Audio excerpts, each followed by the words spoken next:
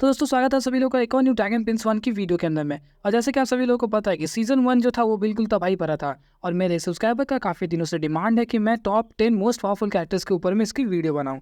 वैसे मुझे पता था कि कौन टॉप 5 के अंदर में रहने वाला है, लेकिन ऐसे कई सारे कैरेक्टर्स थे जिसकी कल्टीवेशन रैंकिंग को कंफर्म नहीं किया गया कि आखिर वो कौन सी रैंक पर थे। लेकिन फाइनली मुझे जो अंदाज़ा मिला उस चीज़ के अकॉर्डिंग मैंने इस रैंकिंग को कर दिया है। तो बिना किसी टाइम को वेस्ट किए हम लोग चलते हैं नंबर 10 की तरफ। नंबर 10 पे जो कैरेक्टर आने वाला है उसका नाम है जनरल वी कांगलन। आप लोगों को पता है कि ये लौंडा कितना ज़्यादा पावरफुल है और एक्चुअली में इसकी जो कल्टीवेशन रैंकिंग थी वो second layer of alpha origin dream थी, जिस वजह से इसकी पावर्स को हम लोगों ने फाइनल फाइट में भी देखा था कि ये कौन सी लेवल पर पहुंच चुका है। और इसकी जब फाइट पॉइजन सिटी के ब्लैक वेनम किंग के साथ में होती है तो उस दौरान वो नेक्स्ट लेवल की फाइट को वहां पर लड़ता है। और अब नेक्स्ट जो नंबर 9 पे आने वाला है वो जनरल वी कांगलन का सबसे बड़ा राइवल है। जी हाँ, मैं बात कर रहा हूँ ब्लैक वेनम किंग की, जो कि वो भी एक्चुअली में सेकंड लेयर पर है। अब आप लोग सोचोगे कि दोनों की जो रैंकिंग्स है वो लगभग सेम होनी चाहिए, तो मैंने इसे एक रैंक ऊपर क्यों रखा?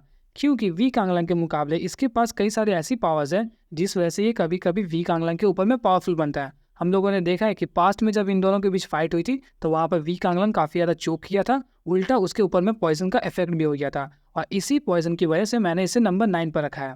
और नंबर 8 पे जो कैरेक्टर आता है उसकी जो कल्टीवेशन रैंकिंग है वो इन दोनों के मुकाबले बहुत ज़्यादा ही कम है। वो अभी जस्ट मिड की नरिशिंग ड्रीम के अंदर में एंटर की थी, लेकिन फिर भी फाइनल फाइट के अंदर में इस लड़की ने अल्फा ओरिजिन वाले बंदे को मार दिया, वो भी सिर्फ और सिर्फ एक ही झटके में। जी हाँ, मैं बात कर रहा हूँ सुयोवी की, जिसकी एक्चुअल जो कल्टीवेशन रैंकिंग वो सिर्फ और सिर्फ मिड की नरिशिंग ड्रीम के अंदर में थी, लेकिन फिर भी इसने अपने यिन यांग स्वॉर्ड की मदद से अल्फा ओरिजिन वाले बंदे को मारा, जिस वजह से मैंने इसे नंबर 8 पे रखा है। तो नंबर 7 पे जो आता है वो है हम लोगों का मेन लीडर, जिसका नाम है ज़ोवन। जी हाँ, मुझे पता है कि इसकी जो पावर्स है उसे और भी ज़्यादा ऊपर करना चाहिए था, लेकिन इसकी कल्टीवेशन जो रैंकिंग है वो सिर्फ और सिर्फ इनिशियल की नरिशिंग ड्रीम के अंदर में ही है। और इसके आर्मर के साथ अगर हम लोग इसे जोड़ दें तो ये सुयूवी से भी ज़्यादा पावरफुल बन जाता है। और हमने देखा कि कैसे इसने फाइनल फाइट के अंदर में एक अल्फा ओरिजिन वाले लॉन्डे को काफ़ी आसानी से हरा दिया था। फिर नंबर 6 पे जो लड़की आती है उसका नाम है याओ याओ। मोस्ट प्रोबेबली इसकी जो कल्टीवेशन रैंकिंग होगी वो on and around alpha origin के पास में हो ही सकती है, क्योंकि इसने काफ़ी आसानी से अल्फा ओरिजिन वाले बंदे को पछाड़ के रख दिया था।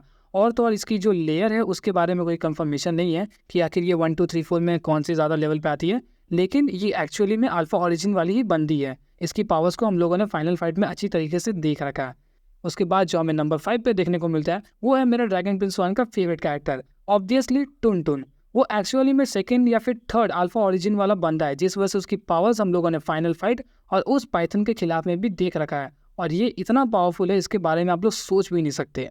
उसके बाद जो नेक्स्ट कैरेक्टर आता है उसका नाम है किंग वू। आप लोगों ने देखा होगा कि लिटरली बंदे ने सीजन के स्टार्टिंग से लेकर सीजन एंडिंग के एपिसोड तक पूरा डोमिनेट करके रखा। उसके नाम से थर थर आती थी पूरी की पूरी जो फैमिली, लेकिन फिर भी उसके फाइनल फाइट के अंदर में सिर्फ और सिर्फ उसके क्लोन ने ही अल्फा ओरिजिन वाले बंदे को पछाड़ के रख दिया था और लिटरली उसने तकरीबन जोवान के डैड को मार दिया।